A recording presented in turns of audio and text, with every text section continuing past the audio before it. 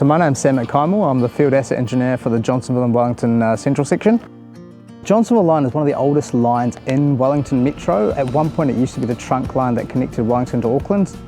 Johnsonville having quite a complex geometric layout means that we have very tight radius curves, which is why we tend to notice that the rails wear out a lot quicker compared to other lines around the country. In the world of rail, we have to do a lot of heavy maintenance. To do that, we have to effectively block the line.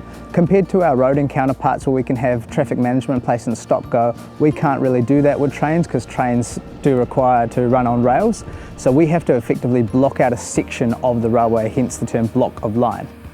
We absolutely understand that there is going to be a little bit of disruption, a little bit of noise, and we just hope that people are able to understand the reason of why we're doing this.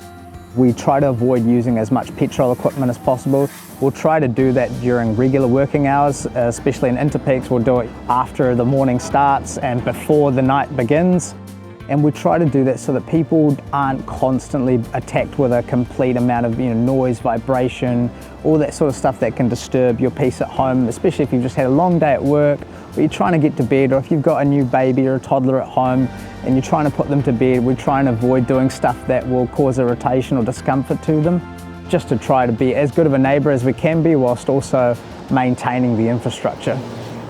A lot of people that work in Wellington Metro are local, so a lot of us have grown up in Wellington. We understand the importance of the rail network. At the end of the day, it's not just a job for many of us. We like to take pride in professionalism, and it's a lot of stuff that we think, okay, we're going to do this properly and we're going to make it for everyone, because we take a lot of pride in that at Kirail and specifically in Kirail Wellington.